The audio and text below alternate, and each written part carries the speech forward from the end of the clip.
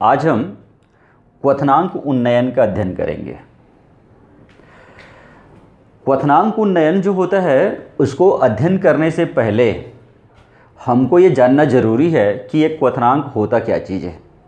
जब तक हम क्वथनांक को नहीं जानेंगे तब तक हम क्वथनांक उन्नयन नहीं बता पाएंगे। तो जैसे छोटी छोटी कक्षाओं में हमने जाना है कि क्वथनांक जो है किसी द्रव का वह ताप होता है जिस ताप पर वो जो द्रव जो है वो उबलने लगता है, अर्थात द्रव जो है वो कोई भी विलयन होता है, विलायक होता है, वो अपनी द्रव अवस्था से गैसीय अवस्था में परिवर्तित होने लगता है। अर्थात क्वथनांक ताप पर एक जो विलयन होता है या विलायक होता है उसकी द्रव अवस्था और जो गैसीय अवस्था होता है उनके बीच में साम्य स्थापित हो जाता है। द्रव अवस्था और गैसीय अवस्था के बीच में साम्य अवस्था स्थापित होता है। उस समय जो उसका तापमान होता है वो तापमान कहलाता है, उसका क्वथनांक कहलाता है।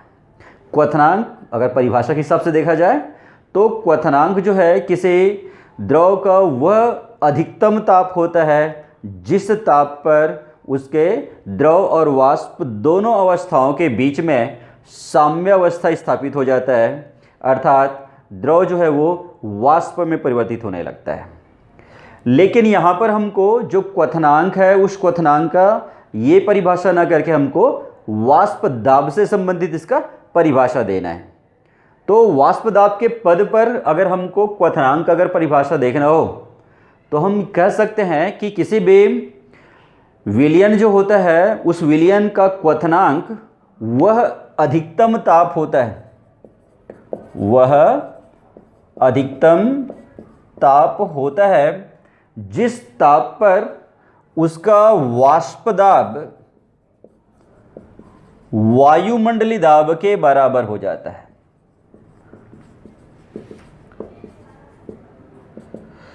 क्या होता है जब हम किसी विलयन को गर्म करते हैं तो क्या होता है, उस विलयन में उपस्थित होने वाला जो विलेय पदार्थ होता है वो विलायक की सतह पर दाब आरोपित करने लगता है। वाष्प बनता है, भाप बनता है, तो वो जो भाप बना वो भाप जो होता है वो विलायक की सतह पर क्या करता है, उसको दाब आरोपित करने लगता है। तो जब दाब जो है लगातार जैसे जैसे उसको गर्म करेंगे वैसे वैसे उसका दाब बढ़ेगा। तो जब जो है उसका दाब बढ़ते बढ़ते एक वायुमंडलीय दाब के बराबर में अर्थात 760 मिलीमीटर के बराबर में हो जाता है तो उस समय वो जो द्रव होता है वो उबलने लग जाता है। द्रव और वाष्प के बीच में उसका साम्य अवस्था स्थापित हो जाता है। तो इस प्रकार से हम कह सकते हैं कि क्वथनांक किसी द्रव का या विलयन का वह अधिकतम ताप होता है जिस ताप पर उसका वाष्प दाब वायुमंडलीय दाब के बराबर होता है। तो इस प्रकार से हमने जाना कि क्वथनांक क्या है। अब देखते हैं क्वथनांक उन्नयन। तो क्या होता है जब हम लोग किसी शुद्ध विलायक में अवाष्पशील विलेय को मिलाते हैं, शुद्ध विलायक है हमारे पास, कोई भी एक विलायक है, उस विलायक में हम लोग अवाष्पशील विलेय को मिलाएंगे। विलेय पदार्थ जो मिलाना है उसमें विलायक में विलयन बनाने के लिए वो वाष्पशील नहीं होना चाहिए, वो अवाष्पशील होना चाहिए। तो जब हम किसी शुद्ध विलायक में अवाष्पशील विलेय को मिलाते हैं तो ऐसा मिलाते ही क्या हो जाता है, उसका जो वाष्प दाब होता है वो कम हो जाता है। विलायक का वाष्प दाब जो है वो उसमें अवाष्पशील विलेय मिलाते ही कम हो जाता है। तो अगर ये इसका वाष्प दाब कम हो गया तो अब इसे हमें वायुमंडलीय दाब तक लाने के लिए क्या करना पड़ेगा, बहुत ज़्यादा ताप देना पड़ेगा, अधिक ताप देना पड़ेगा। जितना अधिक ताप देंगे तब तो जाकर के वायुमंडलीय दाब के बराबर होगा। तो इस वायुमंडलीय दाब तक लाने के लिए इस शुद्ध विलायक में जो हमने अवाष्पशील विलेय मिलाया है, इस विलयन को हम लोग उसमें वायुमंडलीय दाब तक लाने के लिए अधिक ताप देना पड़ेगा। तो उसके कारण में क्या होता है, उसके क्वथनांक में वृद्धि हो जाता है।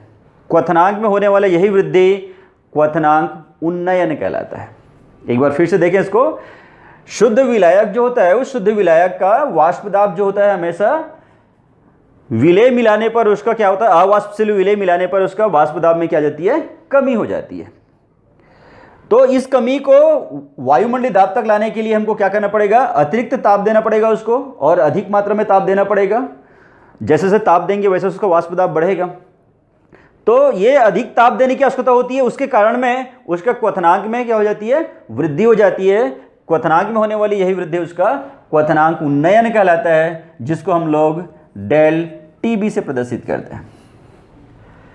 तो ये जो डेल टीबी का जो मान होता है कितना होता है और इसको कैसे निकाला जाता है, उसके लिए मैं आप लोगों को यहाँ पर एक ग्राफ के द्वारा बताता हूँ। इसको एक ग्राफ खींचता हूँ और उस ग्राफ के द्वारा फिर ये डेल टीबी की गणना करता हूँ।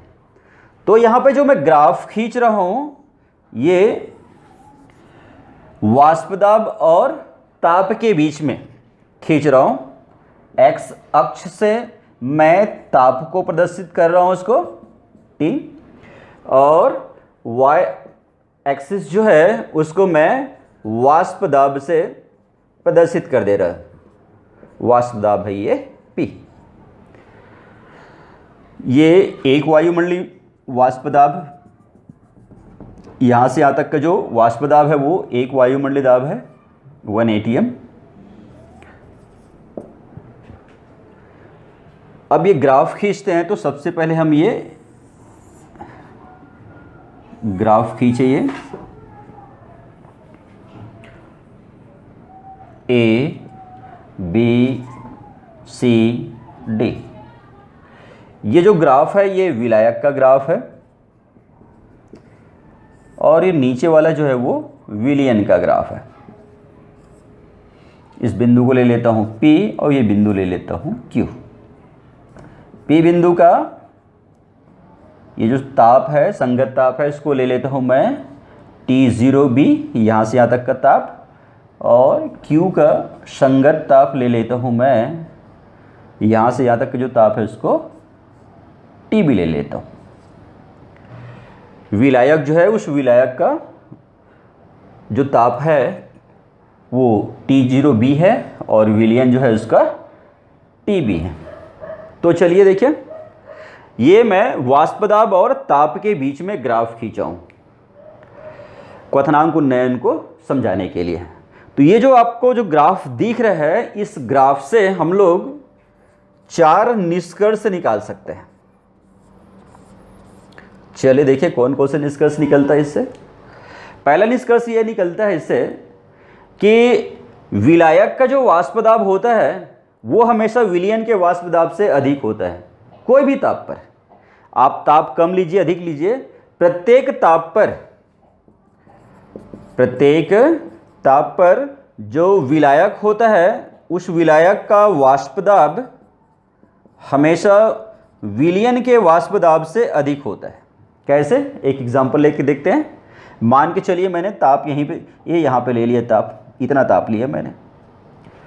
इस ताप पर अगर मैं विलयन का वाष्प दाब निकालूं तो ये वाष्प दाब मुझे यहाँ तक मिलेगा, और अगर इसी ताप पर मैं विलायक का वाष्प दाब निकालूं तो इतना मिल जाएगा। तो ये विलयन की अपेक्षा विलायक का जो वाष्प दाब है वो अधिक हो रहा है। कितना भी ताप रहा है, प्रत्येक ताप पर विलायक जो होता है उस विलायक का वाष्प दाब हमेशा विलयन के वाष्प दाब से अधिक होता है। इसलिए विलायक का जो ग्राफ है वो विलयन के ग्राफ के ऊपर है। विलायक वाला ग्राफ जो है विलयन के ग्राफ के ऊपर है। ये साबित करता है, ये सिद्ध करता है कि प्रत्येक ताप पर विलायक का वाष्प दाब जो होता है वो विलयन के वाष्प दाब से अधिक होता है। दूसरी बात है, हम जैसे जैसे ताप में वृद्धि करते जाएंगे वैसे वैसे विलयन और विलायक दोनों का वाष्प दाब बढ़ेगा। जैसे भी मैं विलयन का दिखा रहा था, यहाँ पर इस ताप पर विलयन का वाष्प दाब बता रहा था, मैं ताप को थोड़ा यहाँ बढ़ा देता हूँ, यहाँ तक लेके चले जाता हूँ। तो ऐसी स्थिति में विलयन का जो वाष्प दाब जो होगा वो लगभग इतने के बराबर हो जाएगा, ये यहाँ तक बराबर आ जाएगा ऐसे। तो कम ताप था तो वाष्प दाब भी कम था, थोड़ा ज़्यादा ताप किए तो वाष्प दाब भी बढ़ गया। इसी प्रकार से विलायक में भी होगा। अभी जिसको बता रहा था आपको, इस ताप पर विलायक का वाष्प दाब यहाँ जा रहा था, इस ताप पर विलायक का वाष्प दाब एक वायुमंडलीय दाब के बराबर हो चुका है। यानी जैसे जैसे हम लोग ताप में वृद्धि करते हैं वैसे वैसे विलायक और विलयन दोनों के वाष्प दाब में भी क्या होती है, वृद्धि होती है। दोनों के वाष्प दाब में भी वृद्धि होने लगती है। जैसे जैसे हम लोग ताप में वृद्धि करेंगे, चाहे वो विलायक हो चाहे वो विलयन हो, दोनों का जो वाष्प दाब होता है वो बढ़ने लगता है। तीसरी बात है जो इस ग्राफ से हम निष्कर्ष निकाल सकते हैं, देखिए बिंदु P को देखिए। बिंदु P जो है, इस P बिंदु पर विलायक का जो है वाष्प दाब जो बढ़ते बढ़ते वो वायुमंडलीय दाब के बराबर हो गया। बिंदु P पर विलायक का वाष्प दाब जो है वो 1 वायुमंडलीय दाब के बराबर है। तो अभी क्वथनांक का परिभाषा बताया था आप लोगों को कि जिस ताप पर किसी द्रव का वाष्प दाब वायुमंडलीय दाब के बराबर हो जाता है, उस समय उसका जो तापमान होता है, संगत ताप होता है, वो उसका क्वथनांक कहलाता है। अर्थात P का संगत ताप आपको जो दिख रहा है T0B, ये T0B जो है वो आपको विलायक का वाष्प दाब को प्रदर्शित कर रहा है। ये विलायक का वाष्प दाब है T0B, क्योंकि इसी ताप पर T0B ताप जो है, उस ताप पर विलायक का जो वाष्प दाब है वो वाष्प दाब किसके बराबर हो गया, यहाँ पे वायुमंडलीय दाब के बराबर हो गया है। इसी प्रकार से अगर हम लोग Q पर देखते हैं तो ये बिंदु Q पर भी साफ साफ दिख रहा है विलयन का वाष्प दाब जो है वो वायुमंडलीय दाब के बराबर हो जाए। अर्थात Q का जो संगत ताप दिख रहा है आप लोगों को TB, वो विलयन के क्वथनांक को दर्शा रहा है, विलयन के क्वथनांक को दर्शा रहा है। यहाँ पर ये T0B जो था विलायक का क्वथनांक था, मैं वाष्प दाब लिख दिया था, क्वथनांक को दर्शा रहा है। इस प्रकार से ये T0B जो है वो विलायक का क्वथनांक हुआ और TB जो है वो विलयन का क्वथनांक हुआ। यानी कहने का मतलब ये हुआ कि जैसे हमने विलायक में अवाष्पशील विलेय को मिलाकर के विलयन बनाया, तो विलयन बनते ही उसका वाष्प दाब जो पहले यहाँ था वो यहाँ तक बढ़ गया। तो इस प्रकार से अगर मैं विलयन के वाष्प दाब में विलायक के वाष्प दाब को अगर घटा देता हूँ तो जो अंतर आएगा, वही अंतर जितना वृद्धि हुआ वही क्वथनांक उन्नयन कहलाएगा, ΔTB कहलाएगा।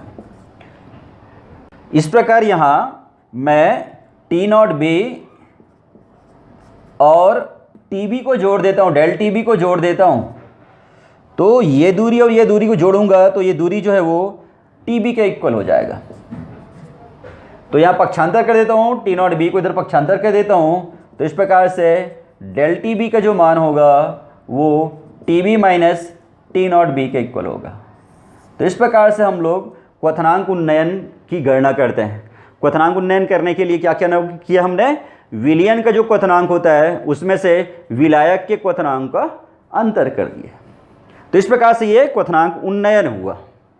अब इसके बाद में हम लोग क्वथनांक उन्नयन जो है उसकी गणना करने के लिए आगे फिर इसको और देखते हैं थोड़ा सा, तो कैसे इसकी गणना कर सकते हैं उसके बारे में एक और विधि है। ये तो ग्राफी विधि था, एक और विधि है जिसके द्वारा हम लोग इसकी गणना कर सकते हैं, वो मैं आपको बताता हूँ। एक और अन्य विधि है जिसके द्वारा हम लोग ΔTB की गणना कर सकते हैं। तो किसी भी विलयन जो होता है उस विलयन का क्वथनांक उन्नयन जो होता है, ΔTB जो होता है वो उसकी मोललता का समानुपाती होता है। प्रत्येक विलयन का क्वथनांक उन्नयन जो होता है वो उसके मोललता का समानुपाती होता है। अर्थात ΔTB समानुपाती m हुआ। ये समानुपाती चिन्ह को अगर मैं बराबर के निशान में डालूंगा तो एक नियतांक करना पड़ेगा मुझे, तो ये मैंने लिया नियतांक KB। तो यहाँ पे KB जो है एक नियतांक है जिसे हम लोग मोलल क्वथनांक उन्नयन स्थिरांक कहते हैं। ये KB जो दिख रहा है आप लोगों को, इस KB को मोलल क्वथनांक उन्नयन स्थिरांक कहते हैं। अब यहाँ पे अगर मैं विलयन की मोललता को 1 ले लेता हूँ, विलयन की मोललता जो है उस मोललता को m के मान को 1 ले लेता हूँ, तो ऐसी स्थिति में क्या हो जाएगा, ΔTB जो होगा वो KB के बराबर हो जाएगा। तो इस प्रकार से हम यहाँ से Kb की परिभाषित कर सकते हैं, इसको मोलल क्वथनांक उन्नयन स्थिरांक का परिभाषित कर सकते हैं कि भाई मोलल क्वथनांक उन्नयन स्थिरांक जो होता है वो उस क्वथनांक उन्नयन के बराबर में होता है जिसमें विलयन की मोललता इकाई होती है। मोलल क्वथनांक उन्नयन स्थिरांक जो होता है उस क्वथनांक उन्नयन के बराबर होता है जिसमें विलयन की मोललता जो है वो इकाई होती है। इस प्रकार से हम इसका डेफिनेशन कर दिए। अब यहाँ पे मैं अगर मोललता का अगर मान भर देता हूँ, जैसे कि आपको पुराना वीडियो में बताया था, किंतु विलयन जो होता है उस विलयन की मोललता बताया था आप लोगों को। तो विलयन की मोललता m बराबर होता है WB into 1000 by MB into V होता है, इंटू WA होता है, सॉरी मोललता है। तो यहाँ पे विलयन की जो मोललता होती है वो WB इंटू 1000 बटे MB इंटू WA के बराबर होता है।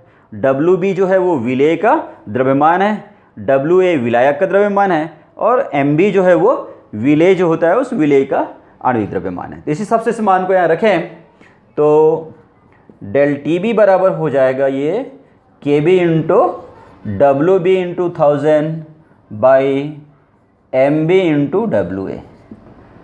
तो यहाँ से हम लोग चाहे तो इस सूत्र के द्वारा क्वथनांक उन्नयन स्थिरांक जो होता है उसके क्वथनांक उन्नयन का मान निकाल सकते हैं। और अगर यहाँ मैं MB को निकाल देता हूँ तो ये MB इक्वल टू निकालूंगा, एकांतर अनुपात करूँगा, इसको यहाँ ले जाऊँगा तो ये नीचे चले आएगा।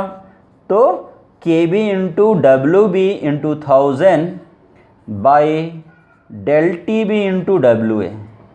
तो यहाँ पर अगर मैं KB, WB, डेल TB और WA का मान रख देता हूँ तो मैं विलेय पदार्थ के आणविक द्रव्यमान की गणना कर सकता हूँ। मैं इस सूत्र के द्वारा विलेय पदार्थ के आणविक द्रव्यमान की गणना कर सकता हूँ। तो इस प्रकार से मैंने यहाँ पर विलेय पदार्थ के आणविक द्रव्यमान और क्वथनांक उन्नयन के बीच में संबंध को प्रदर्शित किया। ये जो रिलेशन आपको दिख रहा है ये रिलेशन विलेय के आणविक द्रव्यमान और क्वथनांक उन्नयन के बीच में संबंध को दर्शाती है। इसके द्वारा हम चाहे तो MB की भी गणना कर सकते हैं और चाहे तो इसमें डेल TB की भी गणना कर सकते हैं। आगे वीडियो में फिर इसके आगे पढ़ाई करेंगे। Thank you.